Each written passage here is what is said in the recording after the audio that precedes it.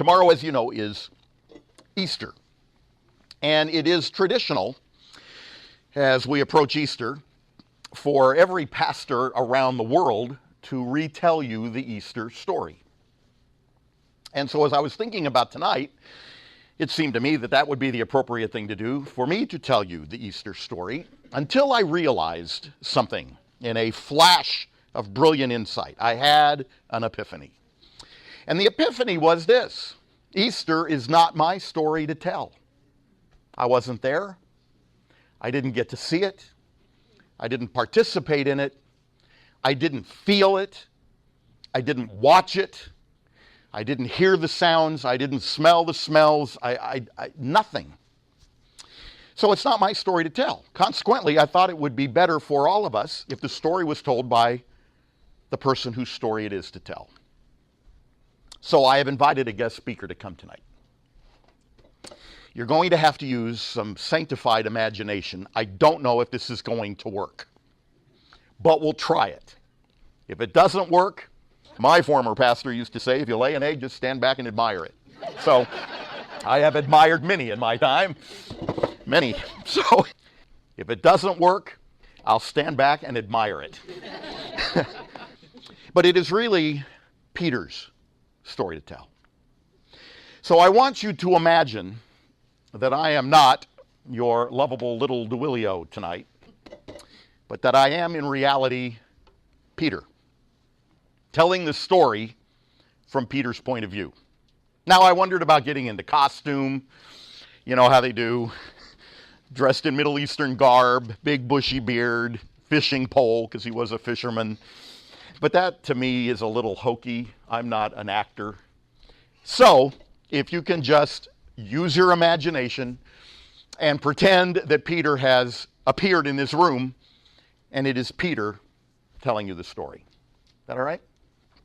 As you know, Jesus went to the cross on Friday. Tonight is Saturday night. Easter doesn't come until tomorrow morning. On Saturday night, my world had completely collapsed. Completely. It is impossible for me to take you into my soul in a way that you can feel what I was feeling that night. My friend John wrote a wonderful gospel, the Gospel according to John. And he tells a story in the Gospel of John that neither Matthew nor Mark, not even Luke, tell.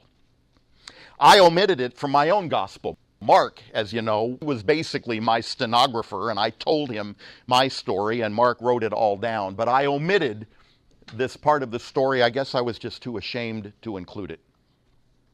But I'm glad John did, because though I'm not proud of it, it is a part of the story that needs to be told. It involves 4 words that I said at the absolute lowest point in my life. It's in John chapter 21. It's in verse 3. And I guess what really stings me is that when John recorded this story, he didn't refer to me as Peter. He called me Simon Peter, which is how I was known before I became a Christ follower. First time I met Jesus, he called me Simon. So when I read that and gave his permission to tell the story, I left it. My inclination was to change it, to drop the Simon, but no, that is all too appropriate. And this is what I said in John 21, verse 3. 4 words that will sound like nothing to you, but believe me, they put into very crystal clear focus what was going on in my heart. What I said to the other disciples was this: I am going fishing. It doesn't sound like much. It sounds like something somebody would say on a weekend when they have nothing better to do and it's a beautiful day. They want to get into a boat. They want to drown a few worms, see if they can bring home a little bit of a dinner. But for me, you need to understand, that was a declarative statement. I was through being a disciple. I was done being an apostle. I was a fisherman. I would be a fisherman yet again, as if the 3 years that I spent with Jesus had never happened. A blip on the radar, A period of time I was ashamed of, much like a bad breakup. When you have dated somebody, you thought it might lead to something, and then for whatever reason, the relationship goes south, the couple breaks up, and it is simply a speed bump along the roadway of life. And that's what my Jesus years was to me. Now, whether the other apostles understood that or not, I don't know. Some of them went fishing with me that morning, but in my heart, it was an absolute final declaration that as an apostle, I quit. Jesus had failed me, and I was done with him, and rather ashamed of the fact that I followed him at all. In order to appreciate the gravity of that, you need to come back in time with me to my childhood. I grew up in a little fishing village, a little place called Bethsaida. It's a little town perched on the shore of the Jordan River, just as the Jordan River enters the Sea of Galilee in the north. It is called the House of the Fishermen because most of us were fishermen for a living. It was, in our case, a family trade. I, along with my brother Andrew, from as far back as I can remember, we were fishing the Sea of Galilee. But if you looked at a map back then, you would not have heard of Bethsaida. You have heard of it because you read about it in your Bibles. But it was such an insignificant little place, it wasn't even on a map. 1 mile away from Bethsaida was a gigantic Roman city, a metropolis called Julias, Julias, Julius, named by Caesar Tiberius for his daughter. And that city was so big and so powerful that whenever Bethsaida was mentioned, it was always hyphenated. Bethsaida hyphen Julius, just so the people could place it on the map. I lived 1 mile away from Julius and never once, ever set foot in that city. It was a Roman city. It was a pagan city. It was a Gentile city. And I had nothing to do with Gentiles in general, but with Romans in particular. From the time I was a baby boy, I felt the heavy oppression of the Romans. And I'm ashamed to admit it to you, but I want to be honest with you, and I'm told this is a safe place. I hated the Romans. I hated them. Now, before you judge me, although I'm told you would never do that, but you need to understand. You need to understand how brutal they were. You need to understand how barbaric they were. You need to understand how ruthless they were. They controlled our every move. They counted our every dollar because they taxed us, incredibly so. They monitored our every word. They paid people in our town to spy on us. They offered to pay us to spy on our neighbors. And if ever anyone was to utter a word, a syllable, against the Romans, they had ways of making sure you never did that again. You haven't seen the beatings. I have. You haven't heard the screams. I have. You haven't seen the kidnappings when families don't have the money to pay their taxes and the Roman soldiers pick out the best of the little boys to ship off as slaves and the best of the little girls to raise as sex slaves. You've not seen that happen. Children from your community disappear, and only God knows what happens to them. You haven't had to go to the marketplace every day and walk down a street lined with crosses. I did. You've never seen your friends or loved ones, maybe even members of your own family, nailed to those crosses, languishing in the blistering hot Middle Eastern sun, taking maybe up to 48 hours before they finally mercifully died. Stripped naked, their flesh cooked under the heat of that sun, as people walk by and spit upon them and verbally abuse them, and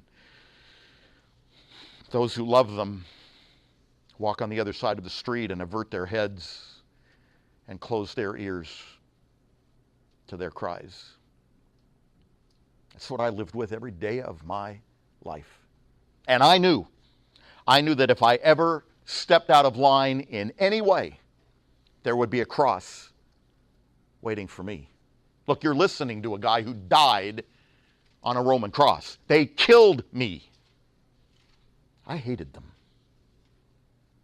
Absolutely hated them. Every night when I went outside for the cool of the evening and sat along the shore of the Jordan River, if the wind was blowing in just the right direction, I could hear, just up the hill to the northeast, the constant clank, clank, clank of the zealots, the militia movement of our day. Jews who, like me, had a simmering hatred for the Romans. And they met in a place called Gamla, up on what you know of today as the Golan Heights. They barricaded themselves there, they built it as a fortress, and it was there where they were fashioning the tools, the weapons that they would use one day to overthrow the Romans. I knew what they were planning. They invited me to be a part. But I just wasn't comfortable that that was the answer. Who are we to take on the mighty might of Rome? And yet every night I would hear it as they forged those weapons. Clank, clank, clank. Knowing that the day of the rebellion would come.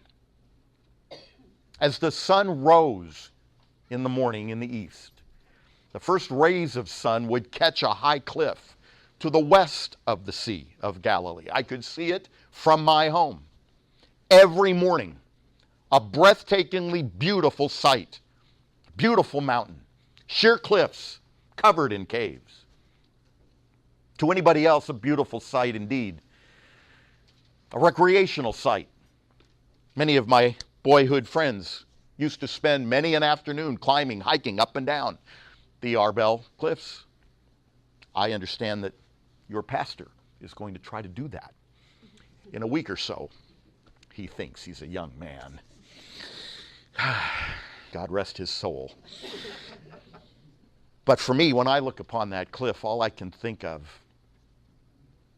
are the time that many of my Jewish ancestors tried to hide in those caves from Herod. They too were zealots. They too hated the Romans. And when Herod came through this area with a vengeance, they hid themselves in those caves. And I can remember Herod up on top of those guys. You know of Herod as the guy who killed the babies when Jesus was born. He was a madman. He was insane. And the story is told to me of how he gathered his troops up on top and he lowered them off of the sheer cliff face of Arbel in baskets. His troops, armed with arrows covered in pitch that they would ignite on fire, fire into those caves where my ancestors were hiding, smoking them out, so that my ancestors were forced to the opening, the mouth of those caves, gasping for air, and as they tried to breathe in pure air, the men in those baskets were armed with grappling hooks, and they reached into those caves and one by one pulled my ancestors out of those caves, sending them 1,200 feet down that sheer cliff face to their deaths below. That's what I see every morning when the sun comes up. So every night, I go to bed to the symphony of the clank, clank, clank coming from the northeast.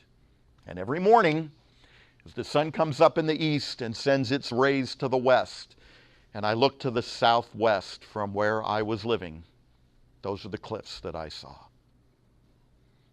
I hated the Romans.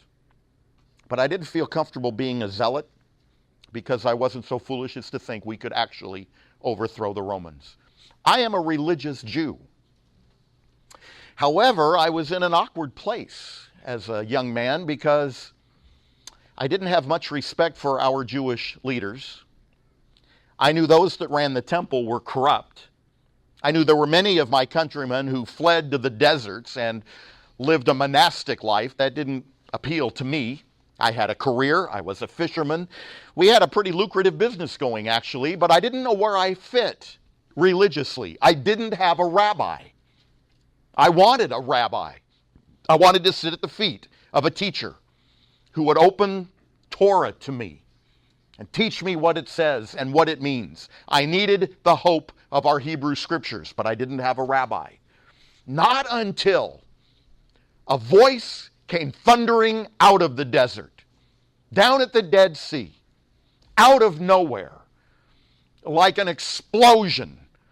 This guy named John, he was nicknamed John the Baptizer because those who followed him were baptized.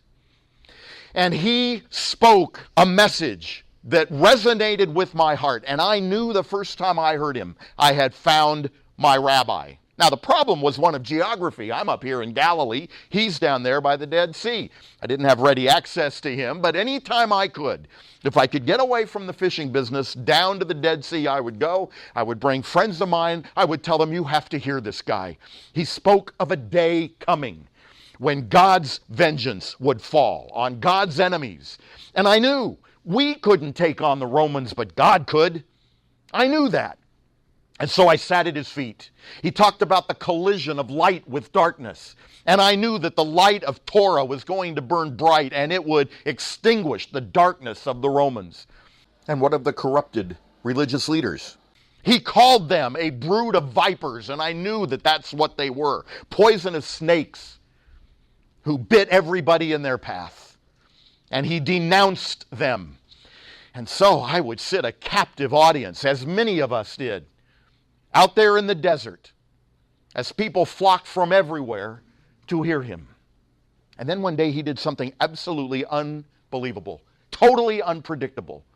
He pointed to this other man, about the same age, said his name was Jesus, which meant a lot to me because that's a name that means God saves.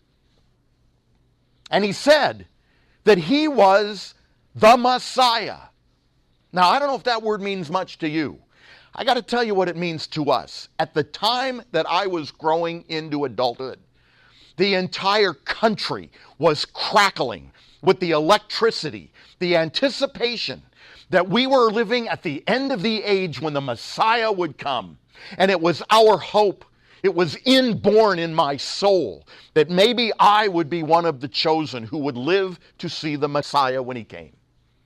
And now, this man John was pointing to Jesus and naming him the Messiah. I didn't know what to think because, frankly, that was rather common in our day. There were lots of self-proclaimed Messiahs.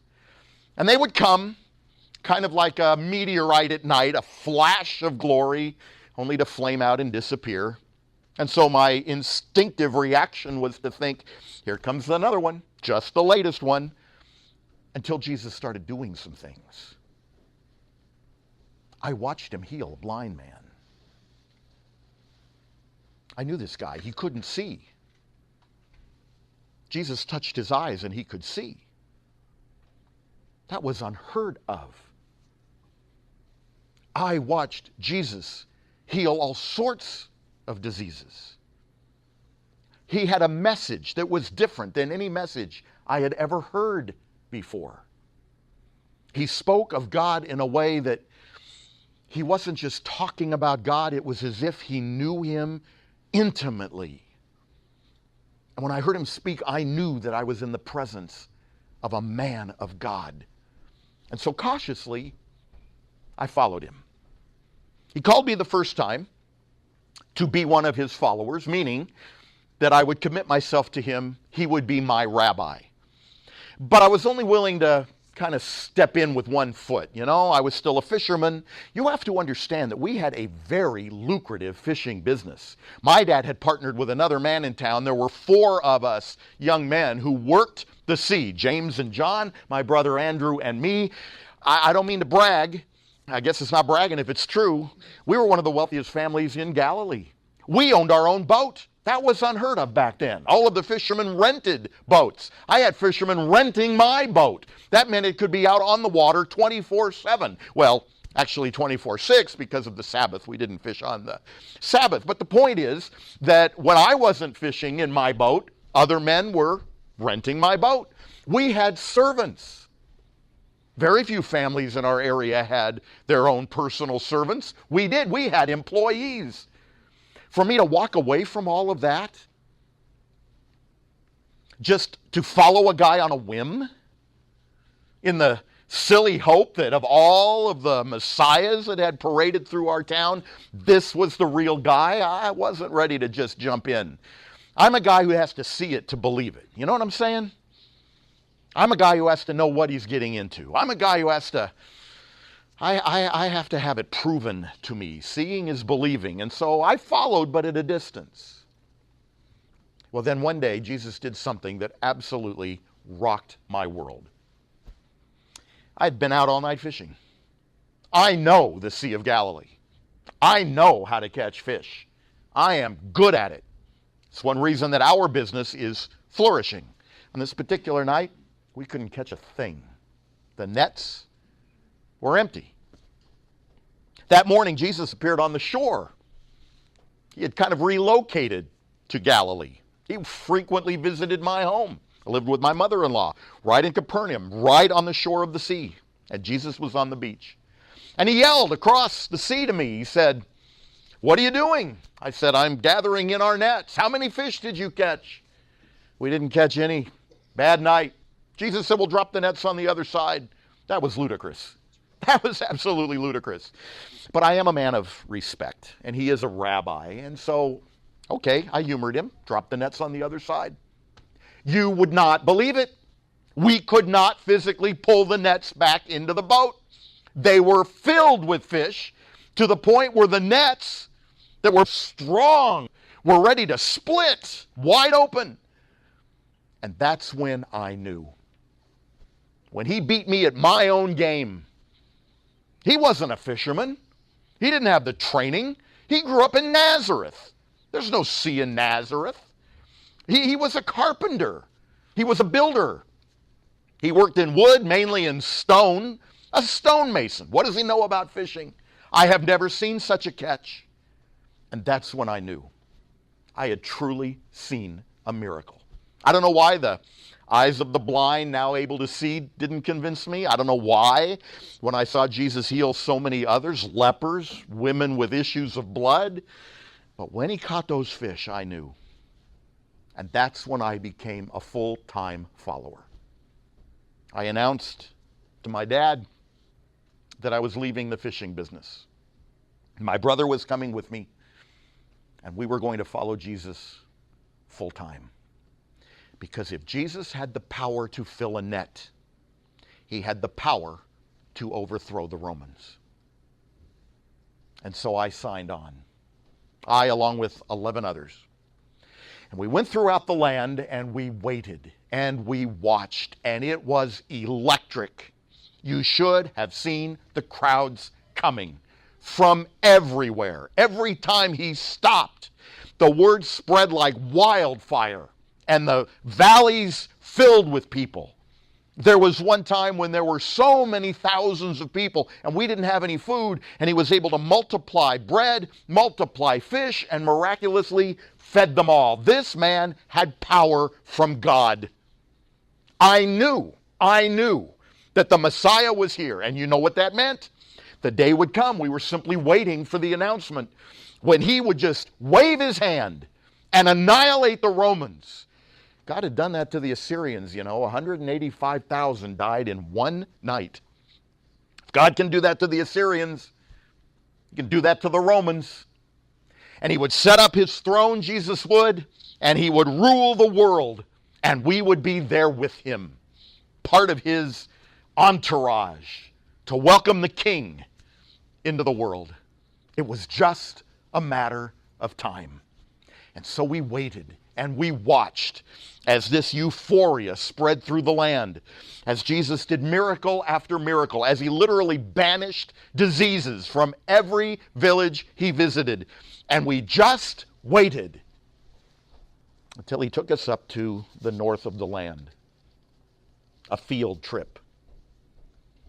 I didn't quite understand what was going on, but he took us to a little place called Caesarea Philippi, where there was a gigantic temple to the pantheon of gods. We were 12 men along with Jesus.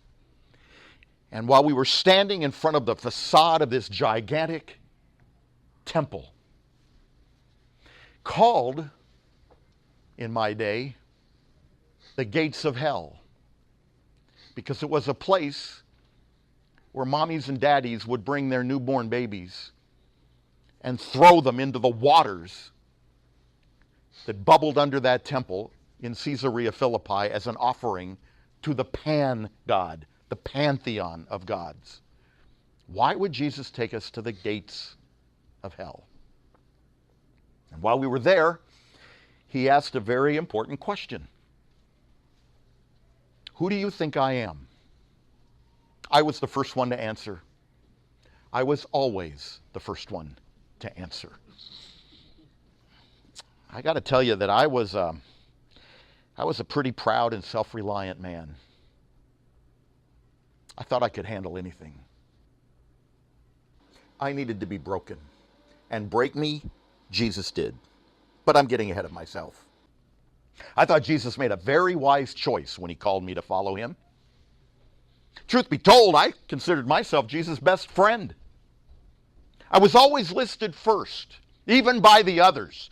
They probably had some resentment, I know, when they had to write Peter and then James and John and everybody else. But I was the de facto leader of the band. And so naturally, I spoke up first. And I said what everybody thought and what everybody hoped was true. You are the Messiah, the Son of the living God. That was quite a statement. I was shocked that I even said it, blurted it out without even thinking. You are the promised Messiah for whom we have waited for so long, the Son of Almighty God. And Jesus said, you're right. And Jesus said that the gates of hell, and he pointed to that temple, will not ever destroy the ecclesia that I am going to build, the family of faith that will be built around me. I thought, wow, I mean, we're just 12 guys. And we're going to take on that? But he's God. So of course we're going to take on that. But that was the day I will never forget. Because his message right after that declaration that I made changed completely. He announced that we were going to go from the north of the land, Caesarea Philippi, down to the south and up to Jerusalem. Well, naturally, we thought once we get to Jerusalem, he's going to put the plan into place. The gates of hell will not prevail against his movement. We're going to Jerusalem. The hour has come. He said, you don't understand. I'm going there to die. To die? What do you mean you're going there to die? What Messiah dies? How are you going to overthrow the Romans if you die? And then he said something that hit me like a thunderclap. Not only am I going to die, it's the Romans who will kill me. I rebuked him. This will never happen to you. Jesus called me Satan that day. Get behind me, Satan. You are a stumbling block to my plan. And ever after that, he avoided the crowds. He didn't do many miracles. Those that he did were pretty much in private. He raised Lazarus from the dead. Can you imagine that? But he did it in private. He healed a demon-possessed man. The man wanted to tell everybody what Jesus had done. Jesus said, don't tell anyone. Keep it between us. He went into hiding. No longer did he address the crowds. He huddled with us, the 12. And he told us he was going to die. I guess I was a master at living in denial. I refused to believe it. Down to the south we went. Up to Jerusalem we went. And that's when my world fell apart. It started on a Sunday. Jesus got on a donkey and he began to ride over the Mount of Olives down into the Kidron Valley and up into Jerusalem. Somehow the word got out and people poured out of everywhere. Like the entire city had shown up. And believe me, the city was swollen with people at that time because Passover was less than a week away. And so all of the pilgrims who were coming to Jerusalem were hearing about this Jesus. I don't know how they heard, but they lined the roads. They filled the Mount of Olives. They grabbed palm branches, which to you is like your American flag. If that was our flag, it was a palm branch. And in this wave of euphoria and nationalism, they waved the flags and they screamed at the tops of their lungs, Hosanna, Hosanna, which means deliver us from the Romans. From the Romans. We weren't thinking of our souls. We were thinking of our lives. We were thinking of our livelihoods. We weren't thinking about heaven. We were thinking about earth. We were thinking about a ruler who would set up a throne, who would send the Romans back to Rome. And so they were there by the thousands, heralding him as the blessed one who comes in the name of the Lord. And I knew that everything Jesus had said about dying must have been a metaphor. It must have been a story. It must have been a symbol of something, because look at all these people. That was Sunday. Monday, he gathered us at the top of the Mount of Olives, and he had us look down upon that breathtaking view of the temple. And as we sat there looking at it, glistening in the sunlight, literally in the shadow of the Roman Antonia fortress that towered above the temple, all we could think about was, your days are numbered. That Antonia fortress is coming down. And the temple will stand there in all of its glory, all alone, dominating the skylight. Jesus pointed not to the Antonia, but to the temple. And he said, that temple is coming down. There won't even be one stone left upon another. It will be obliterated. And you got to understand, Judaism without a temple is like a human body without a heart. It would absolutely kill Judaism to lose their temple. What is he talking about? The Messiah is to rule from the temple. And he's talking about it coming down. When will these things be? We asked him. Fortunately, I didn't have to live to see it happen. John did, who wrote about me going back to fishing. I would be killed 6 years before that temple would be taken down, stone by stone. We were making preparations to celebrate the Passover. Now, you need to understand what Passover means to us. Passover is to us what July 4th Independence Day is to you. Passover commemorates our freedom from enslavement in Egypt. It is our birthday as the Jewish people. We became a nation as a result of Passover, when we left Egypt to gather at the base of Mount Sinai, and we became a nation. And so every Passover, we believe that Elijah the prophet will appear and announce the coming of the Messiah. And so naturally, it being Passover week, we had to think this would be the week. But Jesus is talking about the temple coming down. He didn't say anything about the Antonia. What did this mean? I didn't know. We gathered in an upper room. It was to be a festive occasion. Passover always is. But in the middle of the meal, Jesus said, I am thrilled to share this Passover with you before I have to face my suffering. His suffering. What did he mean? I don't know why I didn't understand what he was trying to tell us. Maybe I did, and I simply wouldn't accept it. One of us, Judas, left the table. There was some talk in the air about betrayal. I always wondered about that Judas guy. All the rest of us, the other 11 of us, we all came from Galilee.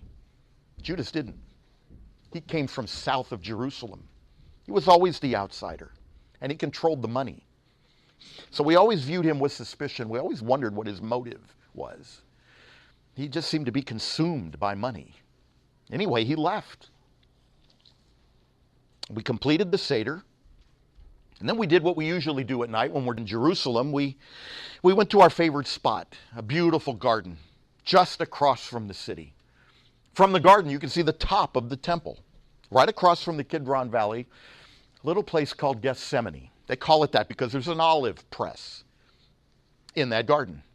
And the whole Mount of Olives is covered, as you might expect, with olive trees. And so olive oil was a big business in Jerusalem, and that's where the presses were, and we used to go there every night, and we went there on this particular night. Jesus told us that his heart was very heavy. We didn't understand why. He asked all of us, and me in particular, if I could stay awake and pray with him, and I really tried. I wasn't sure what I was praying for. I knew his heart was heavy. He looked to me as if he was being crushed in that press. I mean, like the weight of the world was crashing down upon him. I really tried to stay awake, but you know how it is at a Passover Seder, 4 full glasses of wine, and I just couldn't stay awake. And I kept falling asleep until I was jerked awake by this sound, and I saw Judas coming, and behind him were a bunch of the religious leaders, and behind them were the Roman soldiers, and they had weapons. And Judas was pointing out Jesus. I was still kind of half asleep. I wasn't quite sure what was going on. It's dark in the garden. It was just kind of a weird, surreal moment in my life as I tried to get my wits about me and clear away the fog of the wine and understand what was going on. But I could see that Judas gave Jesus a kiss of all things. And then the Romans came up around him, and I instinctively grabbed a sword, and I saw the first guy that I could approach, and I whacked trying to cut his head off, and I missed, and I hit his ear. Jesus rebuked me, told me to put the sword away, reached down into the dirt, picked up that ear, cleaned it off, and reattached it to the man's head. And then they led him away in chains.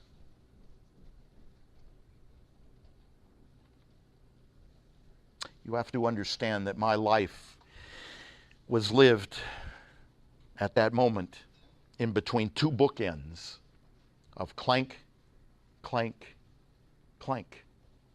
The clank of the zealots forging the weapons to overthrow the Romans that I grew up hearing every night. On this particular night, the clank, clank, clank of the chains around Jesus' ankles and hands as they led him away. I followed from a distance. I saw where they took him. They took him to the house of Caiaphas, the high priest, a Jewish puppet of Rome, a man I despised, the man who ran the temple racket. I sat in the courtyard. Caiaphas had a prison under his home. A deep pit, really. And I watched as they lowered Jesus into that pit and pulled away the ropes and left him there. I sat at the fire, warming myself. It was a chilly night. Jerusalem is quite high in elevation, and it gets pretty cold at night, even in April. Somebody thought they recognized me and said, "Aren't you one of the disciples?" And I scoffed at them. "You've got to be kidding, not me. You're mistaken." One of them said, "Well, I recognize your accent. Aren't you one of those from Galilee? You're not from the south down here." "Woman, I don't know what you're talking about. I have nothing to do with this man." I denied him twice. The third time, I disowned him. I don't even know this man.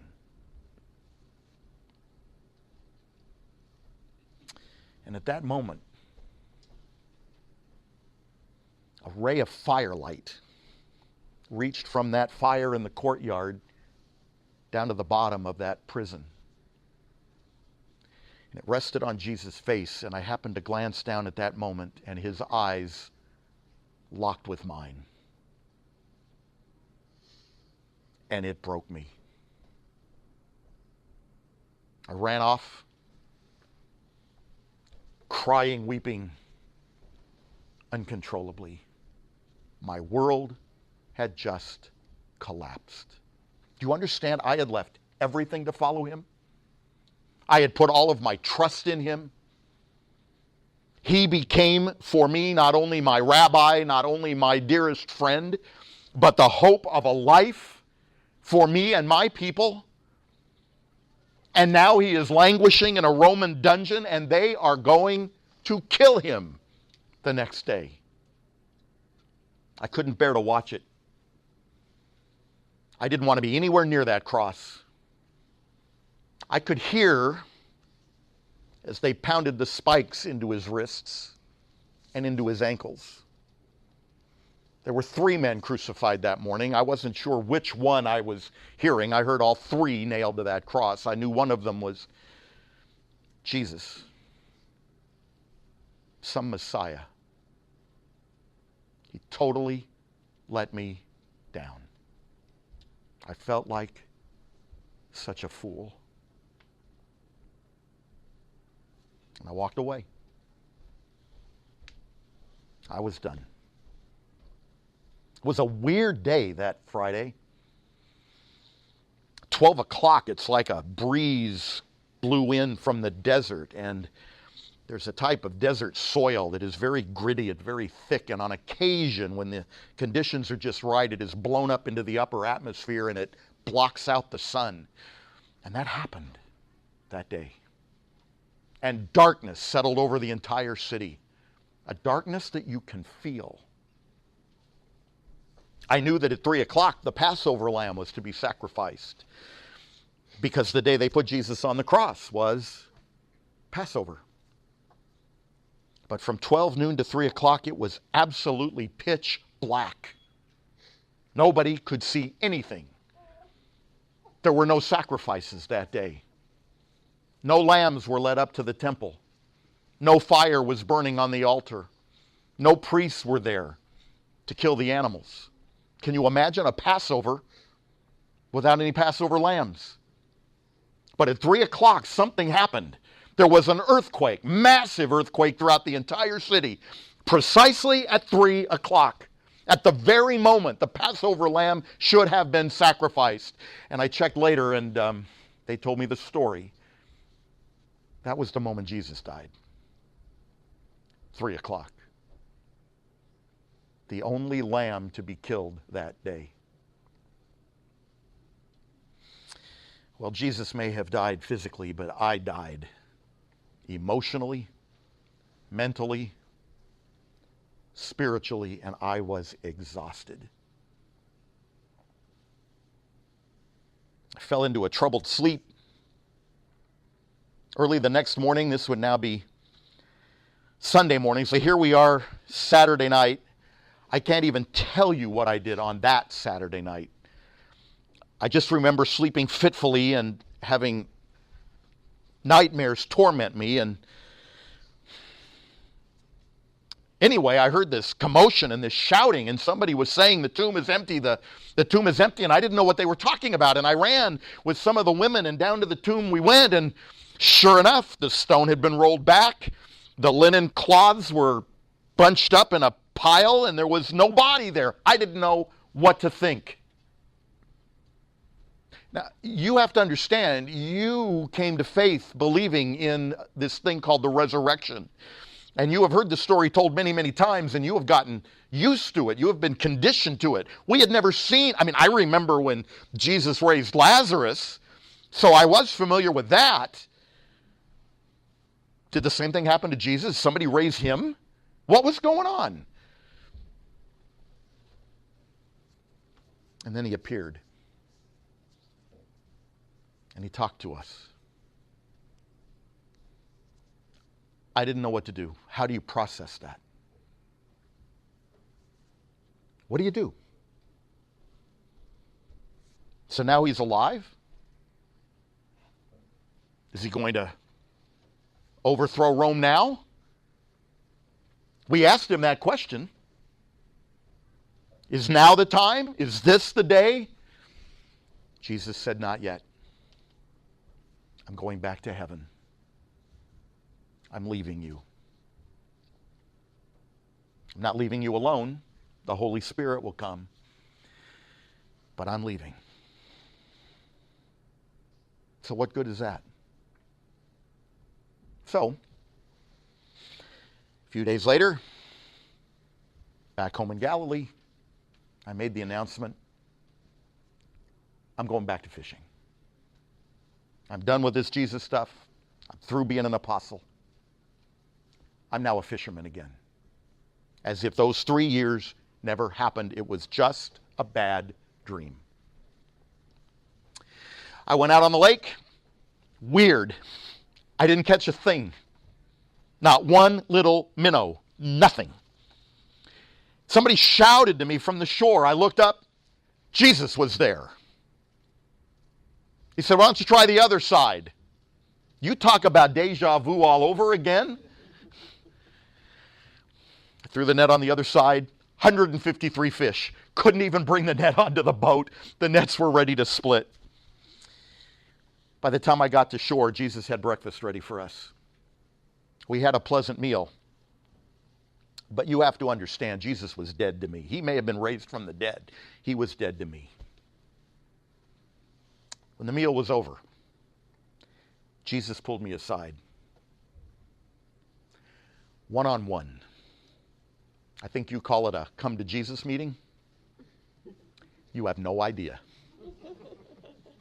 Jesus said, I just have one question for you, and I want an honest answer. Simon, Simon, do you love me? He used the word agape, which means the deepest, total commitment kind of love. The I will die for you kind of love. Committed to you to the end in an unbreakable bond, commitment unto death. Do you agape me? I had to be honest. He wanted me to be honest. I said to him, yes, Lord, I love you, but not agape love. I phileo you. That's the kind of a love between friends. We're friends. Okay? Don't push it. We're friends. Die for you? No way. Committed to you? Not anymore. Follow you to the death? Not going to happen. He asked me a second time, Peter, I got to know, do you agape me? I answered honestly, you know the truth. Yes, I love you, but not agape love. We're friends. And even that is a stretch for me. He asked me a third time. I had denied him 3 times. He asked me 3 times. But this time he changed the word. Simon, are we even friends? Are you sure you even phileo me? And it killed me. It killed me. He broke me. I said, yeah, that's all we are. Friends. And then Jesus did something I will never forget. And my life has never been the same. He said, I want you to follow me, Simon. The same thing he said the first time we had the miraculous catch of fish. We're going back to square one. Follow me. But you need to understand, if you follow me, there's a price to pay. You are going to die. And the Romans will be the ones who kill you. If you're willing to pay that price, I want you to feed my sheep. I'm calling you to be a pastor.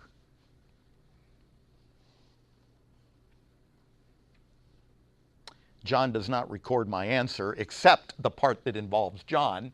John happened to be walking by. No doubt he was trying to listen in. And I pointed at John and said, well, what about him? How come I have to die for you? What about him? Jesus said, that's none of your business. That's between John and me. John was the only one who wasn't killed for his faith. He lived to a ripe old age, just long enough to see the future of the whole world and write it as the book of Revelation. But Jesus told me, this is what it costs. You will be killed by the Romans. There is a statue on that spot today of Jesus reaching his arms out to me to welcome me back into his family, to be one of his pastors in his worldwide ecclesia. I am told that your good friend, this Dewey guy, that's his favorite place in all of Israel. Which is interesting to me because most people, when they come as pilgrims, it's the place where Jesus was crucified, it's the Sea of Galilee itself. I've never heard of anyone who points at that statue on the shore of that sea and identifies that place. If I could only visit one place, that would be the place. But I'm told that's what Dewey thinks. Well, you know what? It's my favorite place too. The place of a second chance. I don't care how far you have wandered away. I don't care how badly you have failed. I don't care how far you have fallen. There's always a second chance. None of you has done anything that even approximates what I did. To walk with him for 3 years, to see it up close and personal, to hear him teach, to watch the miracles, and then to walk away. You have never done anything that even approximates that. If he gave me a second chance, there is always a second chance for you. So I leave you with one question that will forever be ringing in my ears. You fill in the blank with your name, comma, and then the question, do you love me? Jesus asks. I know you will say yes, but that's not what matters. What matters is, which love do you say yes with? Agape? Or is Jesus just your friend?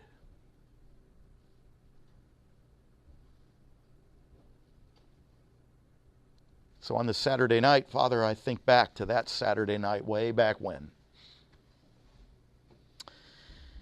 my world had collapsed, when I thought it was over, after I had denied you, after I had disowned you.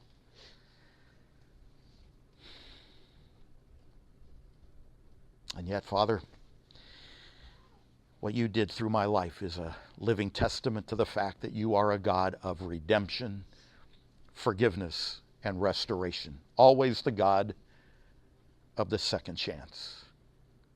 May my story inspire everyone who hears it that there is always a second chance for them too. And I pray this in your name. Amen. Thank you for listening to this Jesus in High Definition podcast. Could you do me a favor? If you found it to be a blessing, could you please spread the word? Share it on Facebook, email your contact list with a link to this podcast. Let your friends know that we're here. I would greatly appreciate it. And while you're at it, check out my good friends at the e2medianetwork.com, e2medianetwork.com, for some compelling podcasts on a variety of subjects I think you'll enjoy.